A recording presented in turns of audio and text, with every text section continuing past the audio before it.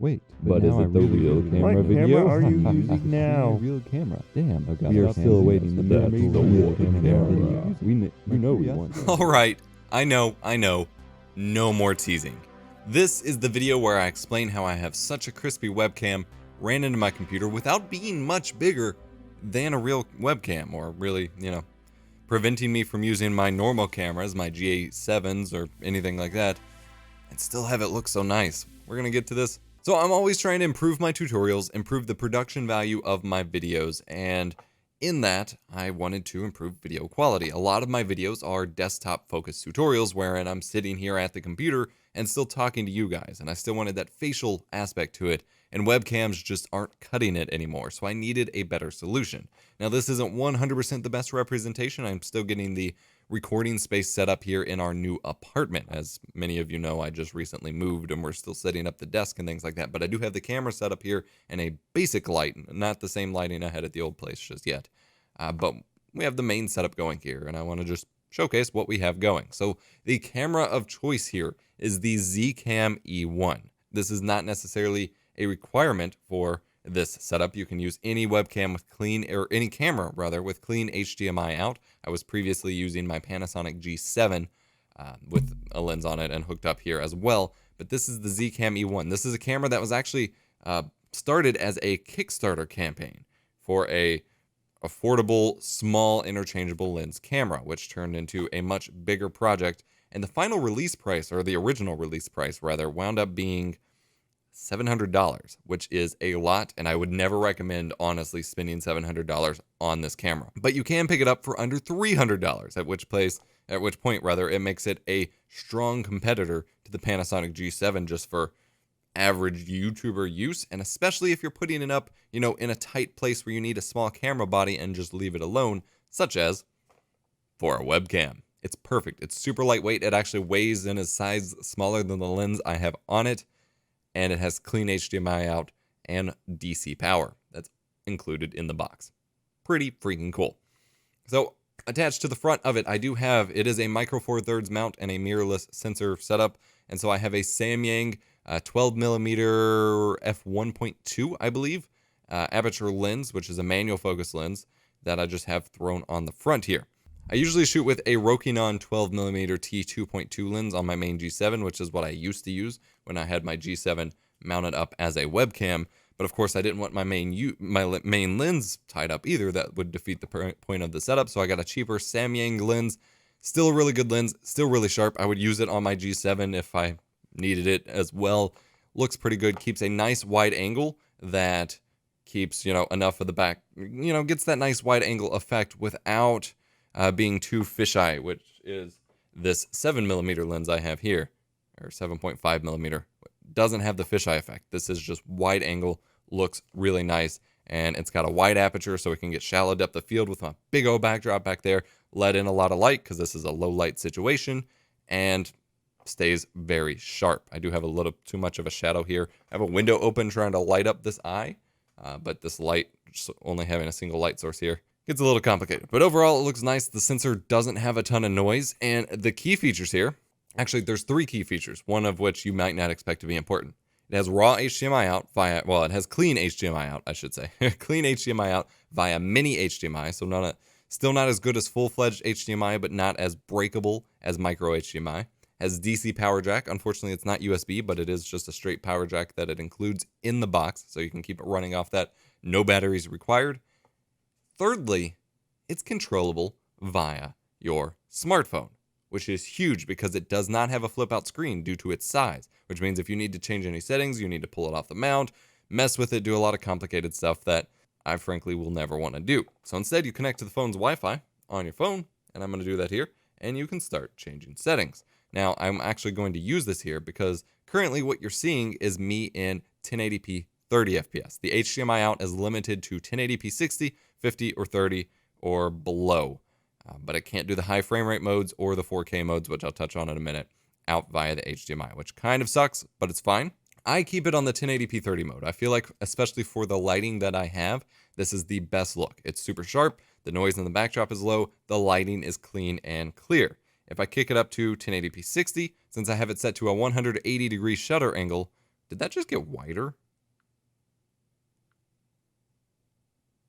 That's interesting. The image seems to get, I don't think I've ever noticed this, only when I'm like focusing this hard to record.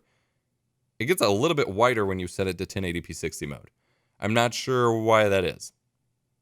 You use more of the sensor, whatever. But you notice it gets a lot darker and there's a little bit weirder contrast on my face.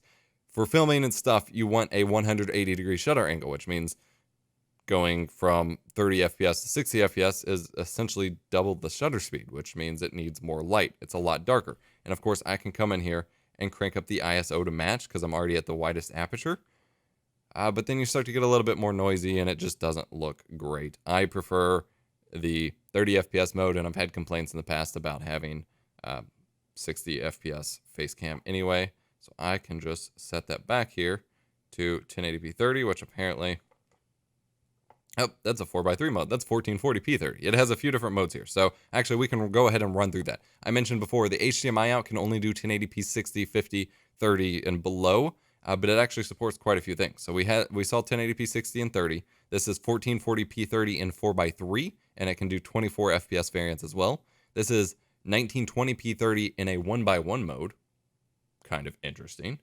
But then it can also do standard ultra high definition 4x3, ultra high definition standard 16:9, and it can also do cinematic 4096 by 2160 at 24 FPS, which is actually what my desktop is typically recorded at. But this is a lot choppier as it's only 24 FPS.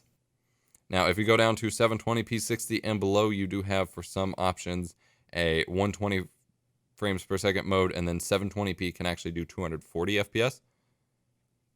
But as you can probably see, oh my God, I haven't actually looked at it yet.